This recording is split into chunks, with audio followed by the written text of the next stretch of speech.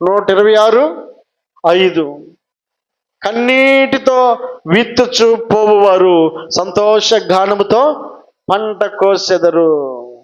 నువ్వు ఏదైతే విత్తుతావో ఆ విత్తనము అనేక విత్తనములుగా దేవుడు నీకు అనుగ్రహిస్తాడు. పిడికెడు విత్తనములు చేత పట్టుకుని వేర్చుచు విత్తుచు పోవాడు సంతోష గానముతో పనలు మోసుకుని పోవును. పిడికెడు విత్తనాలు వచ్చేటప్పుడు పోయేటప్పుడు సంతోషగానంతో పనలు మోసుకొని పోవెదరు. కనుక దేవుడు నిన్ను నన్ను మళ్ళందరినీ కూడా పరీక్షిస్తూ ఉంటాడు, పరిశీలన చేస్తూ ఉంటాడు. ఒకడు అనుకున్నాడు, దేవా నేను నీ ఆజ్ఞలన్నింటినీ పరిశీలన చేస్తున్నానయ్యా, అవన్నీ కూడా నాకు వచ్చు, నేను పరలోక రాజ్యం కావాలంటే ఇంకేం చేయాలి? ప్రతిదీ ఏది అడిగినా కూడా నేను చేస్తున్నాను.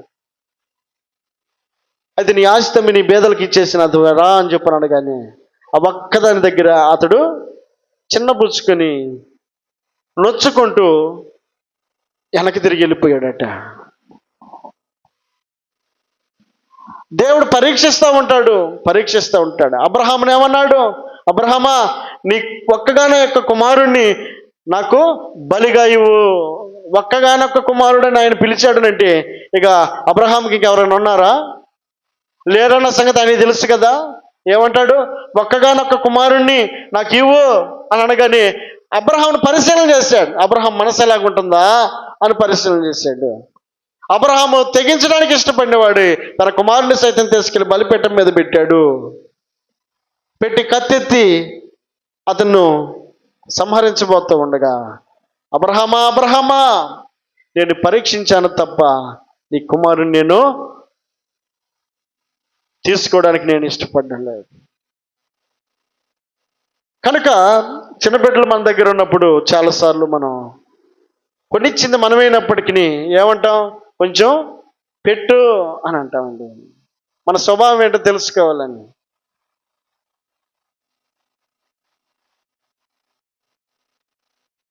దేవుని స్తోత్రం చెల్లిద్దాం. పరలోకమందున తండ్రికి కొదువై ఉన్నటువంటిది ఏది లేదు, సమృద్ధి కలిగిన దేవుడు ఆయన. కానీ మనం ఎలాంటి మనస్తత్వం కలిగి ఉన్నామో అన్న విషయాన్ని దేవుడు పరిశీలించేటువంటి క్రమంలో దేవుడు ఒక క్రమాన్ని నేర్పాడు. ఆ క్రమం ఏంటంటే వాక్యం సెలవిస్తూ ఉన్నటువంటి మాట, మనం చదివినటువంటి మాట ఇందాక, నీ భూమి యొక్క ప్రథమ ఫలములో మొదటివి నీ దేవుడిని యెహోవా మందిరములోనికి తేవలెను. దేవుని మందిరములోనికి, సేవకుని దగ్గరికి, దేవుని దగ్గరికి నువ్వు ఏదైతే పొందుకొని ఉన్నావో, ఏదైతే నువ్వు కలిగి ఉన్నావో, ఏదైతే నీ కుటుంబము పొందుకొని ఉన్నారో ఆ వాటిలో తప్పక నువ్విచ్చే సమయమే కావచ్చు, నువ్విచ్చే సంపదే కావచ్చు, నువ్విచ్చేటువంటి ప్రతి ఈవులను తప్పక ఆయన కోరుకుంటూ ఉన్నాడు. బిడ్డలు కష్టపడినప్పుడు తండ్రి ఆశిస్తాడా లేదా? ఇప్పుడు మా నాన్న ఉన్నాడు, నేను ఏదైనా ఎక్కడికన్నా వెళ్ళాను అనుకోండి, తీసుకొచ్చినప్పుడు నా కొడుకు నా కోసం ఏమైనా తెస్తాడో లేదో. అప్పుడప్పుడు కొన్నిసార్లు ఫోన్ చేసి చెప్తాడు పలానా తీసుకొని రమ్మని. కొన్నిసార్లు ఏమంటాడు, అరే నానున్నాడు ఏమైనా తింటాడే అన్న ఆలోచన కొంచెం అన్న ఉందా లేదా అని కొన్నిసార్లు అడుగుతాడు. ఎందుకు? ఆ స్వతంత్రం ఎవరికి ఉంటుంది? తండ్రికి ఉంటుంది.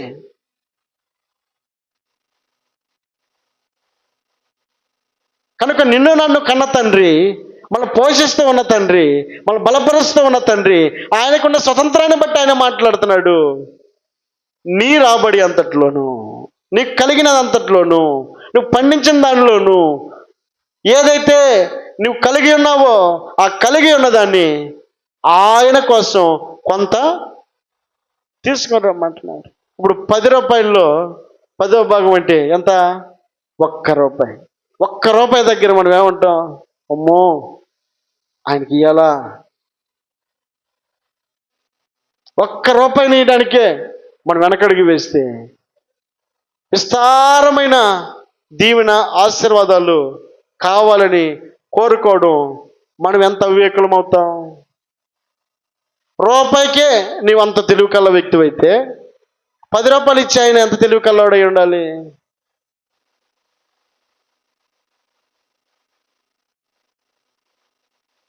కనుక వాక్యం సెలవిస్తూ ఉంది, ఈ మాటలు నీ భూమి యొక్క ప్రథమ ఫలములో మొదటియు నీ దేవుడిని యెహోవా మందిరంలోనికి తేవాలి. మొదట తేవాలి, రెండవది 10వ భాగాన్ని తీసుకొని రావాలి. నీ సంపదలోను ప్రతి దానిలోనూ ఇది దేవుని యొక్క వాక్యం సెలవిస్తూ ఉంది.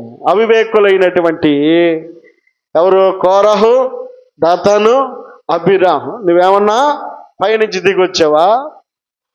వీటన్నిటిలో నుంచి నీకు మొదట ఇవ్వడానికి నీలాగే మేము కూడా పరిశుద్ధులమే కదా, నీకంటే మాకేమీ తక్కువేం కాదు. కాబట్టి నిన్ను నీవేళ హెచ్చించుకుంటావు, నిన్ను నీవేళ కనపరుచుకుంటావు అని అవివేకమైనటువంటి ఆలోచనకు ఒడిగట్టినటువంటి ఈ కోరాహు, దాతాను, అబీరాము, ఓను అనబడేటువంటి వారు దేవునికి విరోధముగా 250 మందిని పోగేసి వారి ఇష్టమానికి వారు నడుస్తూ ఉండగా దేవుని యొక్క కోపము వారి మీద రగులుకుందంట. వారు చేసిన ఆలోచన మానవుని ఆలోచన ప్రకారంగా వారు ఆలోచన చేశారు. దైవికమైన ఆలోచన వారు గమనించలేకపోయారు. ఇదిగో ఇది మోషే మాట అనుకుంటున్నారు, దేవుని మాట అన్న విషయాన్ని వారు గ్రహించలేకపోతా ఉన్నారు. కనుక ఇది మోషే మాటగా ఎరిగినటువంటి వారు, నువ్వు మాకంటే గొప్పవాడివేం కాదు, నువ్వు మాకంటే పరిశుద్ధుడివేం కాదు, మాకంటే నీవు హెచ్చించుకోవడానికి అంత అర్హత ఏమి నీకు లేదన్నట్టుగా వారి ఆలోచనలో ఉండొచ్చేమో. కానీ దేవుడు మోషేను పంపించాడు కనుక మోషే పక్షాన నిలవబడినటువంటి దేవుడు వారి మాటలను, వారి ఆలోచనలు సమస్తమును ఎరిగిన దేవుడు, తానున్న నివాస స్థలంలోని భూలోక నివాసులందరి వైపు ఆయన కనుదృష్టిని చూపగలిగినటువంటి దేవుడు అయినటువంటి ఆయన వారి ఆలోచన పరిశీలన చేస్తూ ఆయన మాట్లాడుతున్నారు. 26వ అధ్యాయము సంఖ్యాకాండము 10-11 వచనాలు చదువుదాం. సంఖ్యాకాండము 26వ అధ్యాయము 10-11 వచనాలు. ఆ సమూహపు వారు మృతి పొందినప్పుడు అగ్ని 250 మందిని భక్షించినందునను భూమి తన నోరు తెరిచి వారిని కోరహును మింగివేసినందునను వారు దుష్టాంతములైరి. అయితే కోరహు కుమారులు చావలేదు. దేవుని స్తోత్రం చెల్లిద్దాం. హల్లెలూయా. జరిగిన సంఘటన, అక్కడ ఏ మనుషులైతే మోషేకు వ్యతిరేకంగా నిలబడ్డారో, ఆ మోషే మాటను లెక్క చేయడానికి ఇష్టపడినటువంటి వారు, మోషేను వారి కంటే ఘనంగా ఎంచబడ్డానికి వారికి ఇష్టం లేకనా వారు నచ్చిన మార్గాన్ని వారు కోరుకున్న వారుగా ఉండగా దేవుని యొక్క కోపము వారి మీద రగులుకుందట.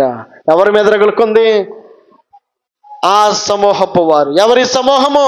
250 మంది. ఏ కోరహును, దాతాను, అబీరామును, ఓనును అనుసరించి నడవడానికి ఇష్టపడ్డారో ఆ 250 మంది సమూహమును దహించి వేసిందట అగ్ని దేవుని యొక్క కోపము నుండి. ఆ దహించే అగ్నిలో నుండి భూమి ఏమైపోయింది? నెరివిడిచిందట. ఆ నెరివిడిచిన దానిలో కోరహు చనిపోయాడు. కనుకనే కోరహు దుష్టాంతముగా మిగిలిపోయాడట. దృష్టాంతము, ఇదిగో ఇలా చేయకూడదు, ఇలా చేస్తే ఇలాంటి నష్టం జరుగుతుంది అన్న గుర్తుగా కోరహు మిగిలిపోయాడు.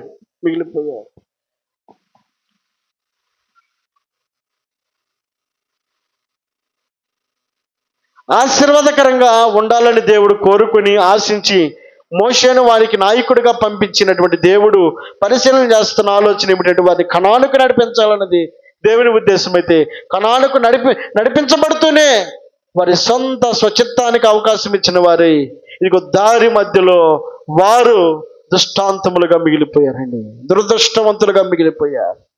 పనికి రాని వారిగా మిగిలిపోయారు. వారు చనిపోవడం మాత్రమే కాదు, ఇలా చేస్తే ఇలా జరుగుతుందన్న దానికి గుర్తుగా వారు మిగిలిపోయారు.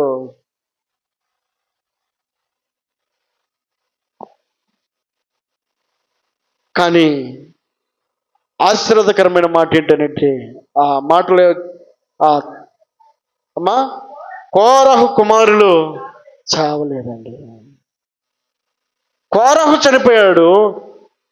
కోరహు దుష్టాంతుడిగా మిగిలిపోయాడు. కోరహు దేవునికి అయిష్టుడిగా మిగిలిపోయాడు. దేవుడికి కోపానికి గురైన వ్యక్తిగా కోరహు చరిత్ర చెప్తా ఉంది. కానీ కోరహు కుమారులట దేవుడు కాపాడాడు. కారణం ఏంటి? ఎందుకింత తృష్ణ కలిగి ఉన్నారు? ఎందుకింత ఆశ కలిగి ఉన్నారు? ఆ కుమారులు రాసిన కీర్తన 42వ కీర్తనలో రాయబడిన మాట ప్రకారంగా మనం ఆలోచన చేస్తూ ఉన్నప్పుడు, ఇదిగో దుప్పి నీటి వాగల కొరకు ఆశపడినట్లు దేవా నీ కొరకు నా ప్రాణం ఆశపడతా ఉంది. నా ప్రాణము దేవుని కొరకు తృష్ణ కొనుచున్నది.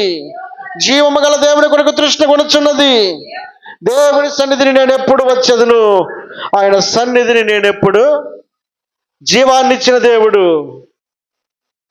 ఆయుష్ను అనుగ్రహించినటువంటి దేవుడు, తన తండ్రి తాను నడిచిన మార్గము దేవునికి అయిష్టమైనదాన్ని ఎరిగి, ఇదిగో తన తండ్రి దృష్టాంతముగా మిగిలిపోయిన విషయాన్ని ఎరిగినటువంటి ఆ కుమారుడు అట్టి మార్గము నుండి వైదొలిగి దేవునికి ఇష్టమైన మార్గంలో నడవటానికి ఇష్టపడిన వాడుగా ఉంటూ దేవుని కొరకు తృష్ణ కలిగిన వాడుగా ఉన్నాడట. తండ్రి నడిచిన మార్గము దేవుని కోపానికి గురి అయినటువంటి విషయాన్ని ఎరిగినటువంటి కుమారుడు తన మనసును మార్చుకున్నాడు, తన ఆలోచన మార్చుకున్నాడు, తన క్రమాన్ని మార్చుకున్నాడు. దృష్టాంతముగా కనబడుతున్నటువంటి ఆ కార్యము తన జీవితంలోనూ తన తరములోనూ కనబడకుండా ఉండు నిమిత్తమై ఇప్పుడు దేవుని కొరకు తృష్ణ కొని ఉన్నాడట. దేవుని స్తోత్రం చెల్లిద్దాం. హల్లెలూయా. దేవుని కొరకు తృష్ణ కొని ఉన్నటువంటి వారు కుమారులను చూస్తా ఉన్నాం. వారికి పేర్లు లేవా? పేర్లు ఉన్నాయి వారికి కూడా. దేవుడు పేర్లు పెట్టాడు, మంచి పేర్లు పెట్టాడు. కానీ తన తండ్రిని పరిచయం చేస్తున్నారు వాళ్ళు. కోర కుమారులని పిలిపించబడటానికి వారు ఇష్టపడుతున్నారు. ఎందుకనంటే నా తండ్రి నడిచిన మార్గము దేవునికి అయిష్టమై ఉన్నదని ఎరిగి, ఇదిగో వీరు కోర కుమారులా అన్నట్లుగా వారి జీవితాలను మార్చుకొని, పేరుకేమో అక్కడ రాయబడిన మాట కోర కుమారులని రాయబడింది. కానీ ఎందుకు రాశారంటే ఇదిగో దేవుని మహిమపరచు నిమిత్తమై, ఇదిగో కోరహు ఒకవేళ చెడ్డవాడైతే అయ్యి ఉండొచ్చేమో కానీ వారి కుమారులు దేవునికి ఇష్టలుగా బ్రతికాడు అన్న దానికి గుర్తుగా వారు ఈ కీర్తన రాస్తూ దేవుని మహిమపరుస్తూ ఉన్నారు. చాలా ఆలోచనలు నీలో నాలో మనలో కనబడొచ్చేమో. దేవుని ఆలోచన ఏమిటి? దేవుని చిత్తం ఏంటి? దేవుని స్వచిత్తం ఏంటి అన్న ఆలోచన కనుక గమనించగలిగితే కోరహ కుమారుల వలె నీవు నేను మనం యోగ్యులంగా ఎంచబడగలుగుతాం. దేవుని చిత్తాన్ని ప్రక్కన పెట్టినటువంటి వారమైతే, దేవుని ఆలోచన ప్రక్కన పెట్టిన వారమైతే, మన ఇష్టాన్ని నెరవేర్చుకోవడానికి ఇష్టపడిన వారమైతే కోరహు వలె దృష్టాంతములుగా మారిపోయేటువంటి పరిస్థితులు మన జీవితాల్లో కూడా కనబడతాయి. వెనకున్నటువంటి తరాలకు నీవు నేను మనం ఏం అందించగలుగుతా ఉన్నాం? దృష్టాంతముగా కనబడుతున్నటువంటి కోరహు స్వభావాన్న నీవు ఆశీర్వాదకరంగా మార్చబడినటువంటి కుమారుల యొక్క తృష్ణ కలిగిన మనస్తత్వం అక్కడ గమనిస్తూ ఉన్నప్పుడు దేవుని పట్ల వారికి ఉన్న ప్రేమ కనబడతా ఉంది. అనేక పరిస్థితుల్లోనూ వారు నడుస్తూ ఉన్నారు.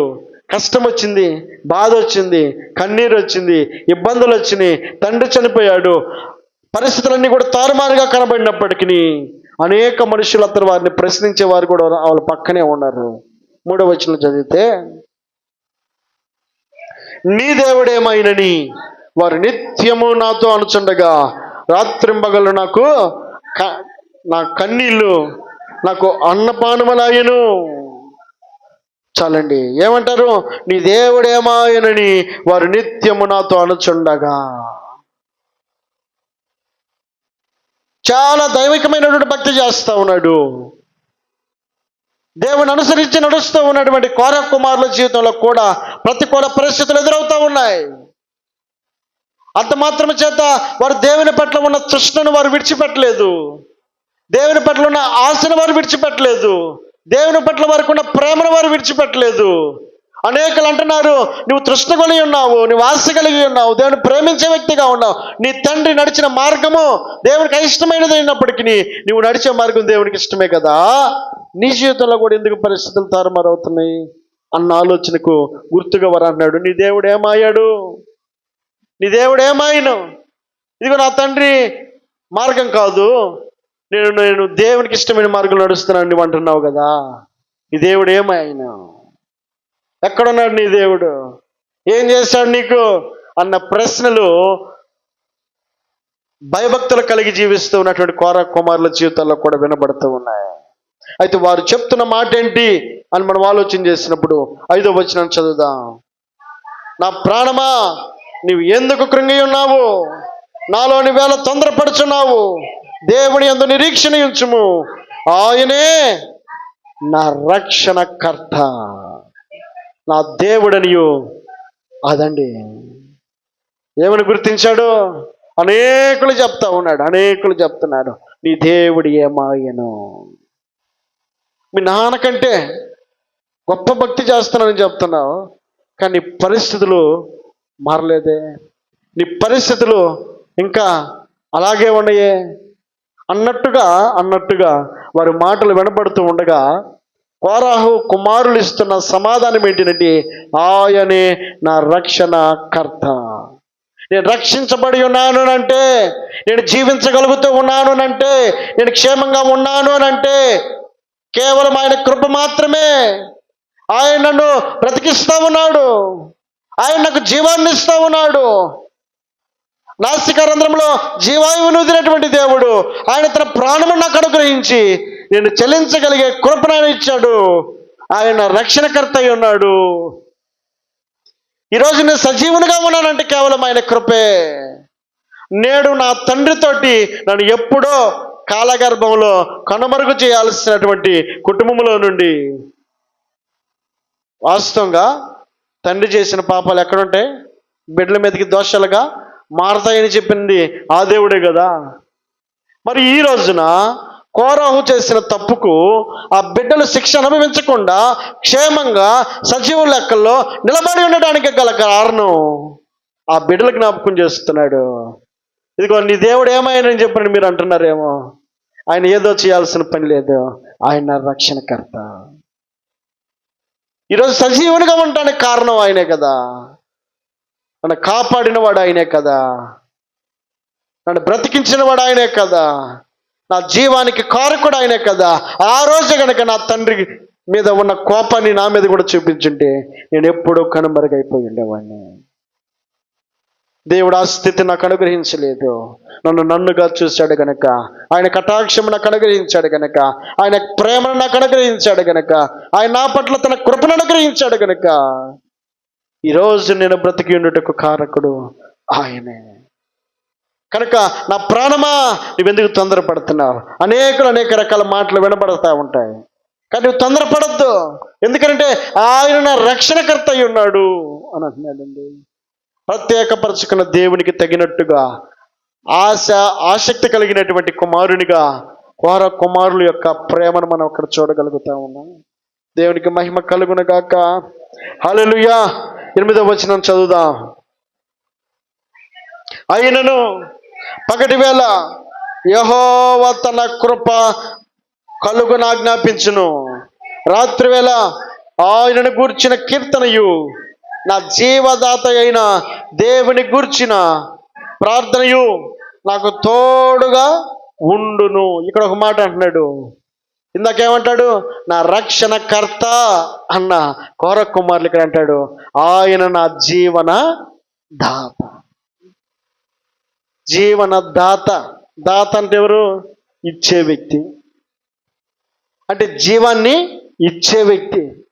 ఎలా గుర్తించాడు? ఆయన నా జీవనదాత, ఆయన నాకు జీవాన్ని ఇచ్చిన దేవుడు అయి ఉన్నాడు, ఆయన నాకు ప్రాణ భిక్ష పెట్టిన వాడై ఉన్నాడు. కనుక కీర్తనకారుడు ఎరిగిన సత్యాన్ని జ్ఞాపకం చేస్తున్నాడు. నా రక్షణకర్త ఆయనే, నా జీవన దాత కూడా ఆయన. నేను ఈ రోజు నిలబడి ఉన్నటువంటి ఈ స్థితికి కారకుడు ఆయన. కనుక ఆ భక్తుడు అంటాడు, నీ దుప్పి నీటి వాగుల కొరకు ఆశపడినట్లుగా దేవా నీ కొరకు నా ప్రాణము ఆశపడుతుందయ్యా. ఇది తనకున్న తృష్ణ, ఇది తనకున్న ఆశ. పరిస్థితులన్నిటిలో నుంచి తప్పించి నడిపించి లేవదీసిన దేవుణ్ణి జ్ఞాపకం చేసుకుంటూ ఆయన కొరకు తృష్ణ కూడా ఉన్నాడట. ఈ మధ్యాహ్న కాల సమయంలో నీవు ఆయనతో ఉన్న సంబంధం ఎలాంటిది? నీకు ఆయనతో ఉన్నటువంటి బాంధవ్యం ఎలాంటిది? భక్తుడు అంటాడు, నా రక్షణకర్త అని అంటున్నాడు, నా జీవన దాత అని అంటా ఉన్నాడు. మరి నువ్వేమనగలుగుతా ఉన్నావు? దేవుడు నీకు అనుగ్రహించినటువంటి క్వాలిటీస్ నువ్వు కనుక జ్ఞాపకం చేసుకోగలిగితే, నీకు ఇచ్చిన అర్హతలను, నీకు ఇచ్చిన ఆధిక్యతలను, నీకు ఇచ్చిన అవకాశములను నువ్వు జ్ఞాపకం చేసుకోగలిగితే, ఆయనకి ఏమి ఇచ్చినా కూడా మనం ఆయన రుణాన్ని మనం తీర్చుకోలేమండి. మనకంటే గొప్పవారై మన పూర్వీకులు మనము బ్రతికింపబడుతున్న వారం కాదు, కానీ కేవలం ఆయన కృప మాత్రమే మనలను కాపాడుతూ ఉంది. ఆయన ఇచ్చినటువంటి అవకాశము ఆయన నామానికి మహిమకరంగా జీవించాల్సిన వారమై ఉన్నాం. దేవుడు ఈ మాటలు దీవించి ఆశీర్వదించును గాక.